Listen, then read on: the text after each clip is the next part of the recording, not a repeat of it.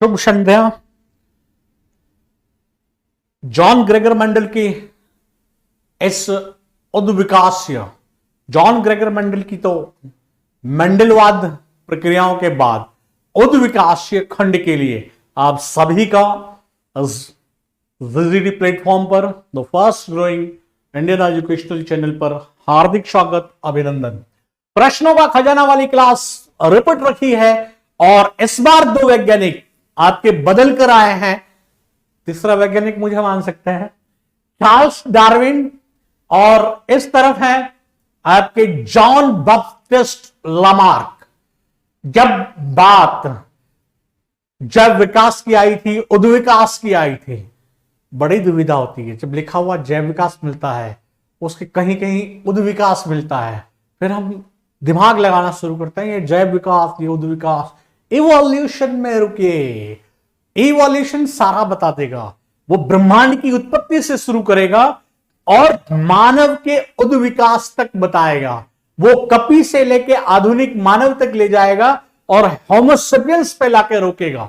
लेकिन प्रारंभ वहां से करेगा जहां आपकी कोर की परिभाषाएं आई, बिग बैंग थ्योरी आई, पानी था ही नहीं, आग का तप्त गोला अंश मात्र में वाष्पित हो जाना, संघनित होना और महासागरों का निर्माण होना, ये सब घूम फिर के लगाता उद्विकास से रिलेट करता। और उन सब का आगाज जो था इन दोनों महान वैज्ञानिकों ने।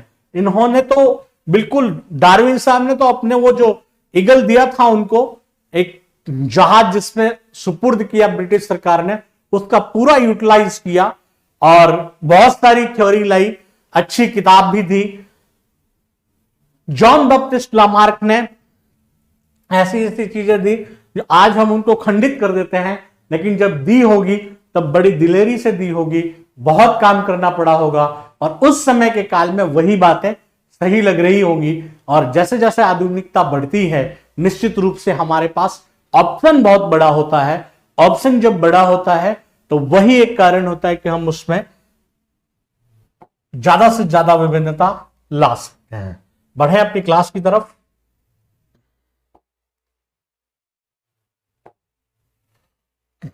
पहला आपका अंश इस यूनिट का, इस क्लास का, जीव विज्ञान की वह शाखा जिसके अंतर्गत जीवों की उत्पत्ति तथा उसके पूर्वजों का इतिहास और उनमें समय समय पर हुए क्रमिक परिवर्तनों का अध्ययन किया जाता है, वो जैव विकास या उद्विकास या इवोल्यूशन कहलाता है।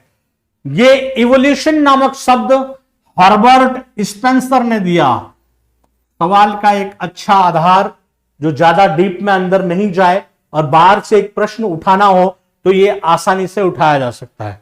जीवित जनसंख्या में हमेशा अनुकूलता के द्वारा संचित परिवर्तन जो पीढ़ी दर पीढ़ी स्थानांतरित होते हैं, इसे ही उद्विकास कहा।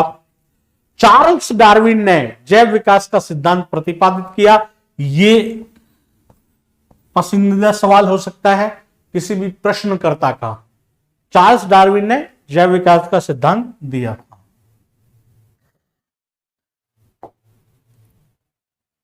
ब्रह्मांड की उत्पत्ति के बारे में बिग बैंग नामक महाविस्फोट, ये तीन बड़े बड़े बड़े बड़े दिलेर वैज्ञानिक हुए हैं, लैमेट्रे, गैमो और डीके।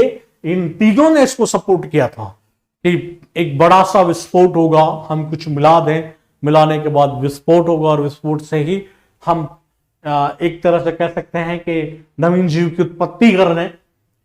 सिद्धांत के फलस्वरूप ब्रह्मांड का विस्तार हुआ और तापमान में कमी आई। कुछ समय के बाद हाइड्रोजन और हीलियम गैसें बनी। ये क्रमिकता है, पहले वो विस्फोट से रिलेटेड कुछ अंश हुआ, उसके बाद हाइड्रोजन और हीलियम गैस का बनना हुआ।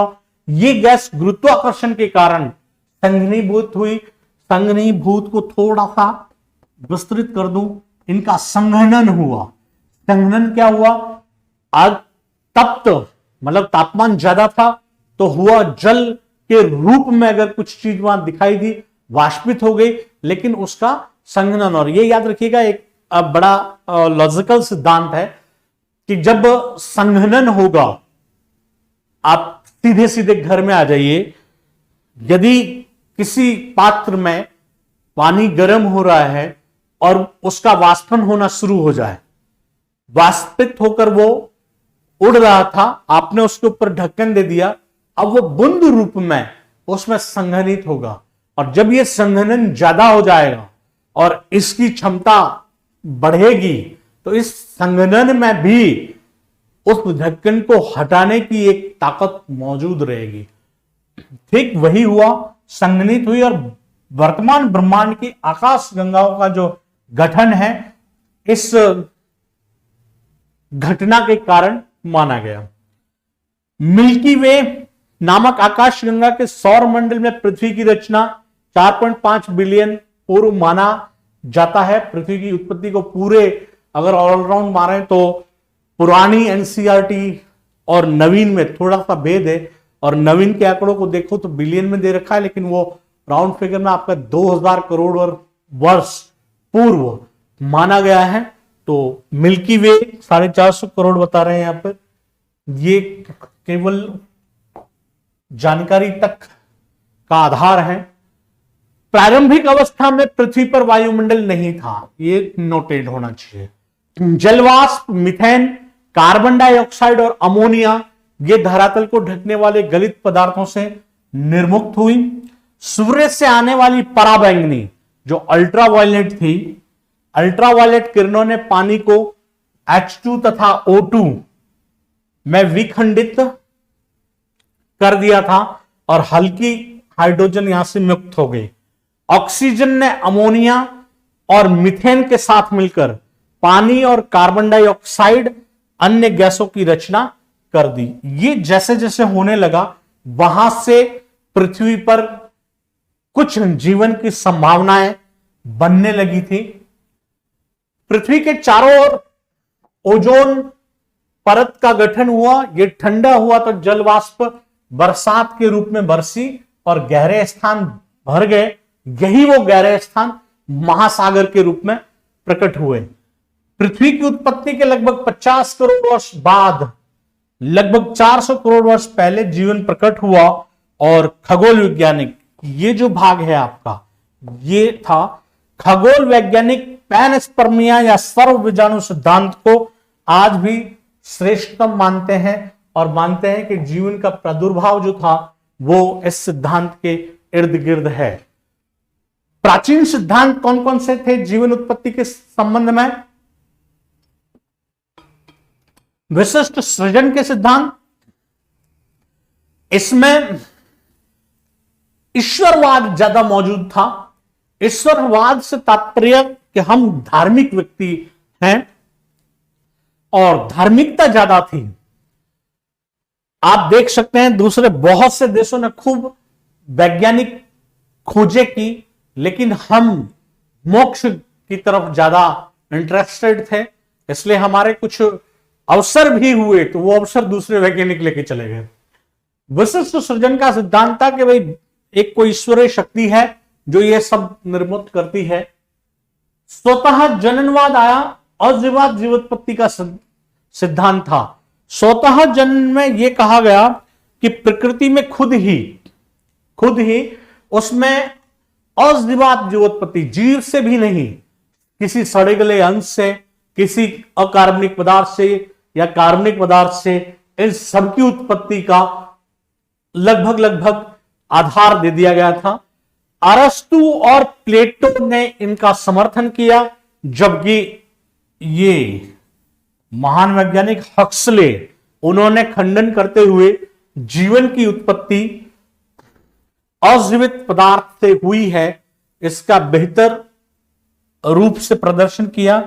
हक्सले के जीवात जीवोत्पत्ति को, जीवन की उत्पत्ति अजीवित पदार्थ से न होकर के, मतलब खंडन किसका था कि जीवन की उत्पत्ति अजीवित पदार्थ से हुई है। दिया क्या था उन्होंने दिया था जीवात जीवोत्पत्ति। हक्सले ने खंडन किसका किया था? जीवन की उत्पत्ति अजीवित पदार्थ से हुई है। और नियम क्या दिया था कि जीवात जीवोत्पत्ति, यानी जीव की उत्पत्ति जीव से हुई है। इसे लुईस पास्चर ने अपने प्रयोग से साबित किया।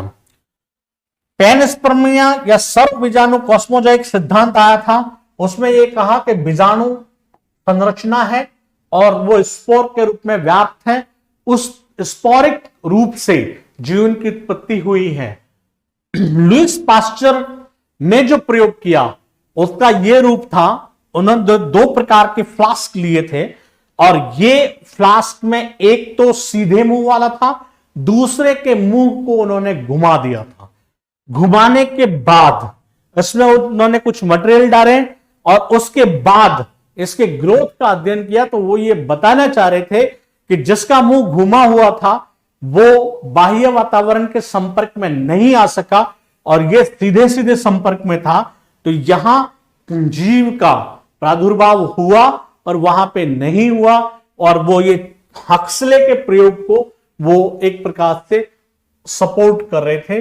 लुई पास्चर ने प्रयोग करते हुए ये बताया कि जीवन पहले से विद्यमान जीवन से ही निकलकर आता है। जीवाणु रहित किए गए फ्लास्क में मृत यष्ट से जीव नहीं होते हैं, जबकि दूसरे फ्लास्क में मृत यष्ट रखने से कुछ समय बाद नए जीव आ जाते हैं।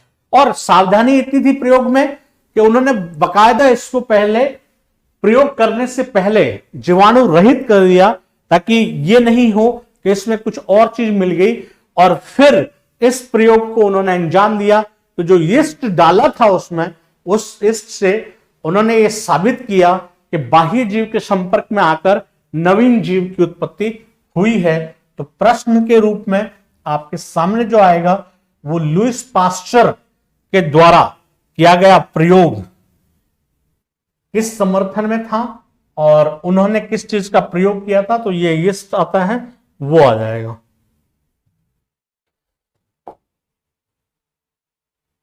फिर एक जीवन उत्पत्ति के सिद्धांतों में आधुनिक सिद्धांत आया। ये आधुनिक सिद्धांत देने वाले ऑपेरिन हेल्डेल सिद्धांत के रूप में और रासायनिक सिद्धांत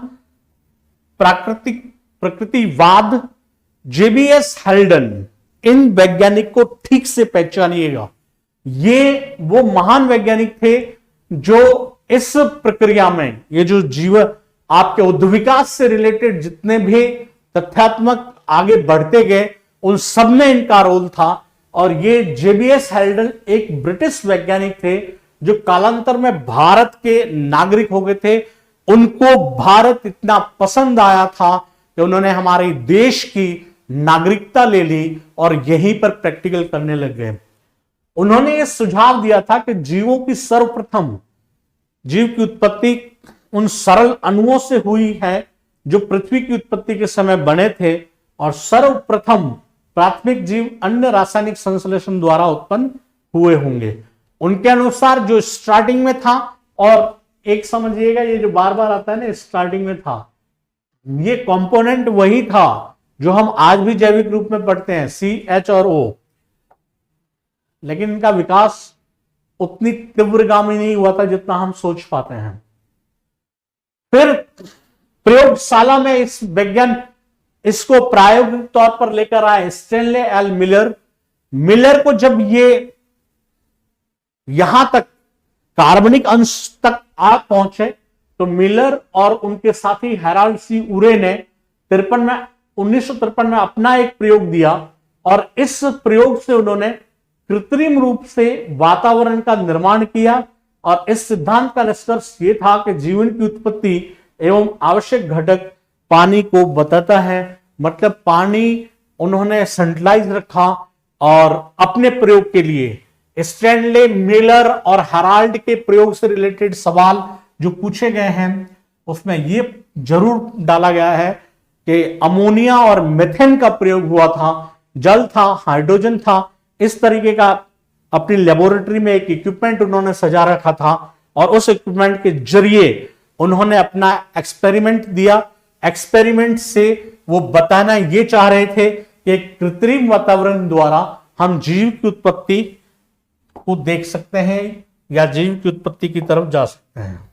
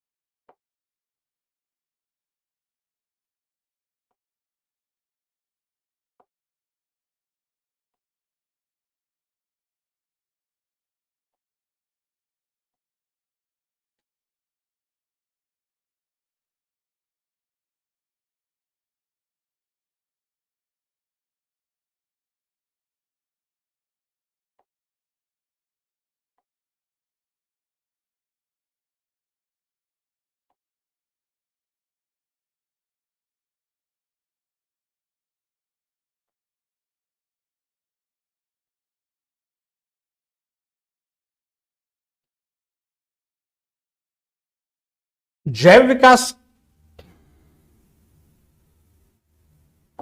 स्टेनले मिलर के बाद आपका जैव विकास के प्रमाण पढ़ें। उन प्रमाणों में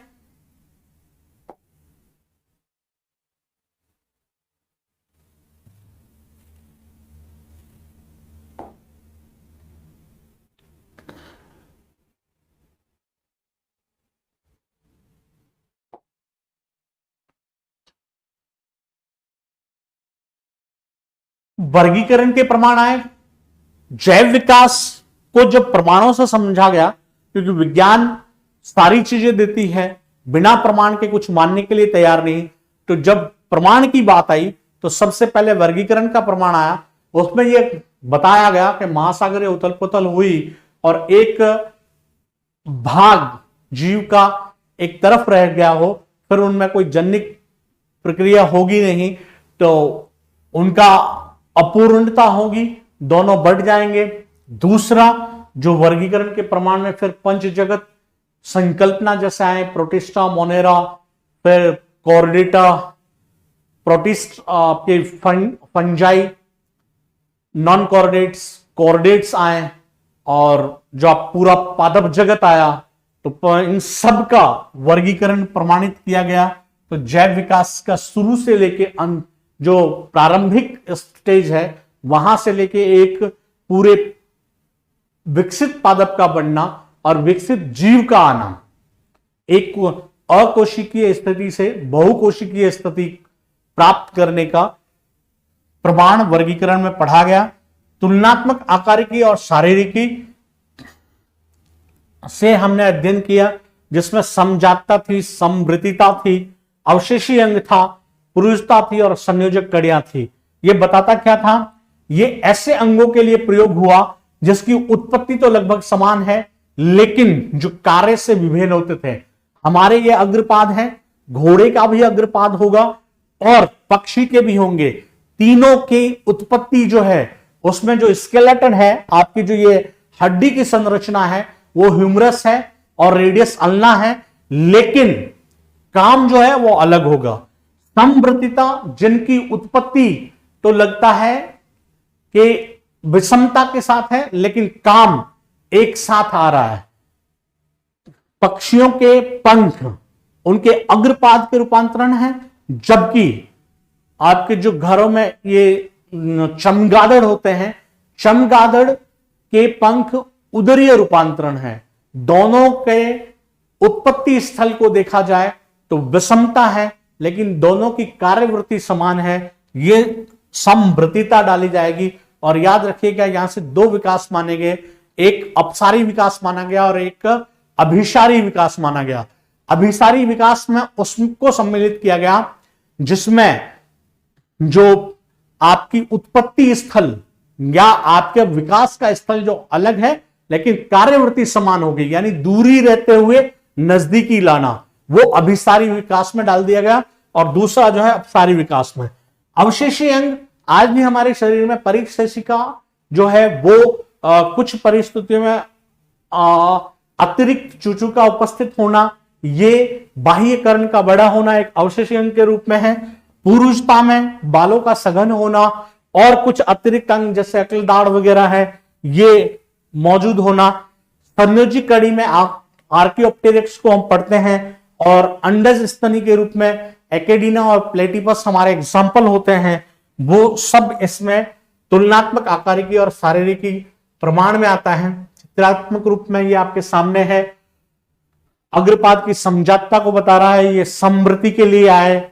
आर्कियोप्टेरिक्स का ये एग्जाम्पल, आर्कियोप्टेरिक्स पक्षी और सरीसृप के बीच की कड़ी है और इसका मुख्य आधार दांत है, क्योंकि दांत सरीसृप का विशिष्ट गुण है और ये वो अवशेषी अंग जो अतिरिक्त अंग के रूप में मौजूद है।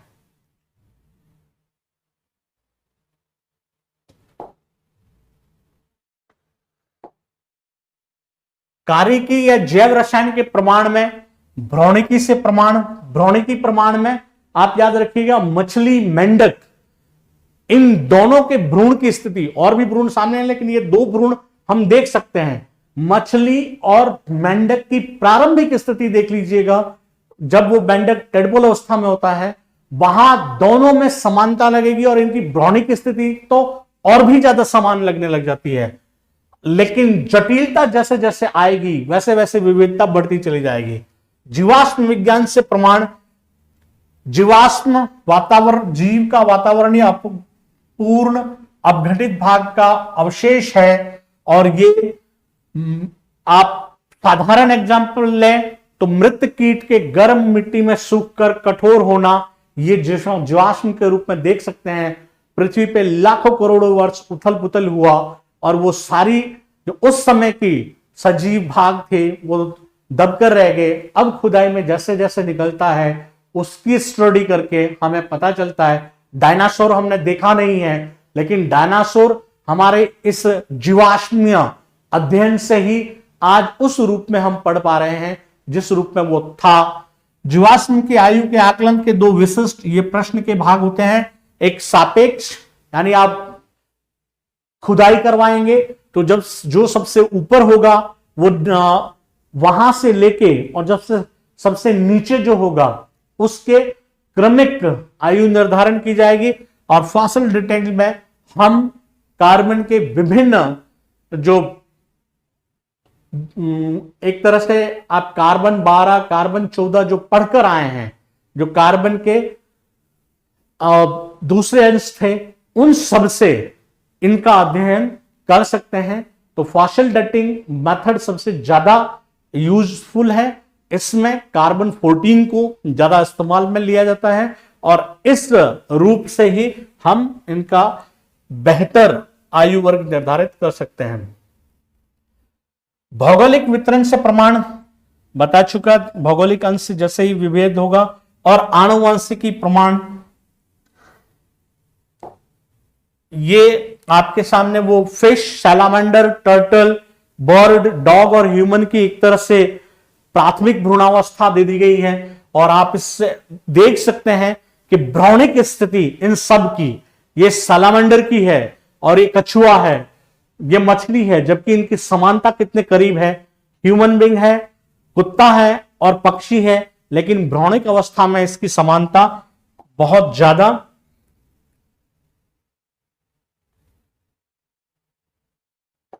वो जैव विकास के प्रमाण थे और अब जैव विकास के सिद्धांत है।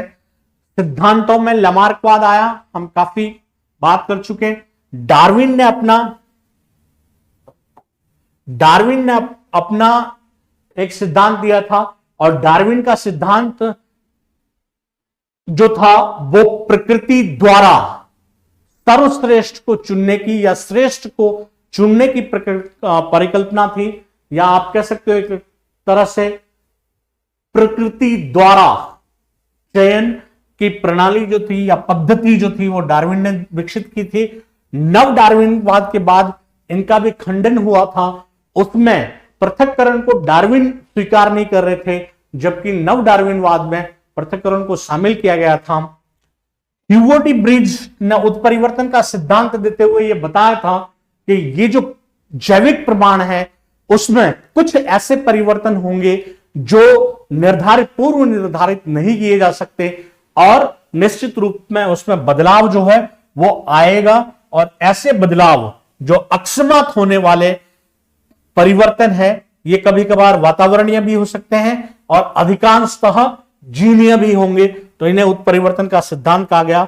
डार्विन ने ऑरिजिन ऑफ स्पीसीज, ये आपका इंपॉर्टेंट भाग, नामक पुस्तक लिखी और डार्विन को ब्रिटिश सरकार ने जिस विश्व सर्वेक्षण में जहाज पर नियुक्त किया था उस जहाज का ये बेहद खूबसूरत नाम है HMS बिगल।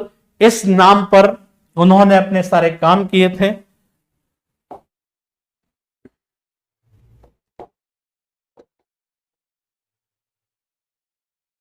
फिर आया आपके मानव का उद्विकास। ब्रह्मांड की उत्पत्ति से शुरू हुए, बहुत सारे प्रमाण ले लिए, प्रमाण लेते लेते पता ही नहीं चला किसका प्रमाण कहां ले रहे हैं, लेकिन समझ गए हम। समझ इसलिए गए क्योंकि प्रश्न के रूप में जब इसे वापस करोगे तो निश्चित रूप से आपके उत्तर दनादन आते रहेंगे। अब इसमें देखते हैं मानव का विकास किस तरह से रहा। टीएच हक्सले प्रकृति में मनुष्य का स्थान साबित करते हुए आए। चार्ल्स डार्विन ने द डिसेंट ऑफ मैन, ये 2 पुस्तकों में मानव के उद्विकास की खूब व्याख्या प्रस्तुत की। मानव का उद्भव अफ्रीका से माना गया, क्योंकि इसकी जो खोपड़ियां मिली वो कुछ एशियन थी और कुछ अफ्रीकन। एट लास्ट माना गया कि सब अफ्रीका से ये उत्पत्ति हुई। होमोसेपियंस आधुनिक मानव स्पीसीज के सर्वप्रथम सदस्य। कपि और मानव के लिए समान पूर्वजता का अनुमान डीएनए घटकों, ये जो कहते हैं ना कपि, वैसे कहा जाता है कि बंदर हमारे पूर्वज थे, बंदर नहीं होता, वो कपि होता है। कपि और बंदर में बहुत बड़ा फर्क है। और उसमें भी क्या क्या रीड आउट हुआ था, आपके डीएनए घटक, गुणसूत्र की संख्या, ब्रीडिंग पद्धति, इन सब में समानता जब देखी गई तो ये माना गया कि कपि जो है हम मानवों के सन्निकट है। रामापिथेकस और शिवापिथेकस के जीवाश्म जो कि अफ्रीका और एशिया में पाए गए, इन्हें मानव के अग्रदूत माने गए थे। ऑस्ट्रेलोपिथेकस को होमो वंश के समस्त मानवों का पूर्वज माना गया। आग का सर्वप्रथम उपयोग जावा मानव होमो इरेक्टस रेक्टस द्वारा किया गया और आधुनिक मानव होमो सेपियंस प्रथम आवासीय थे जिन्होंने स्थिर आवासीय जीवन की शुरुआत की थी। तो इस तरीके से मानव के उद्विकास के संबंध में जो बेहतरीन घटक आपको मिल सकते थे वो सारे आपके समक्ष है आपकी बेहतर प्रस्तुति के लिए। और ये वो रूप जहां से मानव या ह्यूमन इवोल्यूशन या मानव विकास को अध्ययन किया गया। ये आप देख सकते हैं किस तरह की मानव खोपड़ियां, करोटी यहां पे थी। जो होमोसेपियंस इस शेप में आए, ये निएंडरथैलिस थे, और ये आया, ऑस्ट्रेलोपिथेकस आया, और धीरे धीरे जब हमने विकास किया था वो इस रूप में हम बढ़ते चले गए और आज का आधुनिक रूप जो था वो हमारा ये है वास्तविक तौर पर। तो ये थी आपके आनुवंशिकता के साथ जैव विकास या उद्विकास की एक कक्षा। प्रयास किया गया है कि सभी तत्वों को उसमें शामिल कर लिया गया हो, और निश्चित रूप से जब आप इसको बेहतर एक बार नहीं 2 बार देखकर समझें तो आप अपने वांछित आवश्यकता तक पहुंच चुके हैं। और निश्चित रूप से इसका जो भी अंश अगर कहीं कुछ रह जाता है तो वो हमारे क्वेश्चन आवर का हिस्सा होता है। तो बिल्कुल भी चिंतित या सशंकित ना रहें विज्ञान के पक्ष में। और आपकी the fastest growing educational Indian channel से आप सभी को हार्दिक शुभकामनाएं, जय हिंद की अग्रिम शुभकामनाएं। जय हिंद, जय भारत।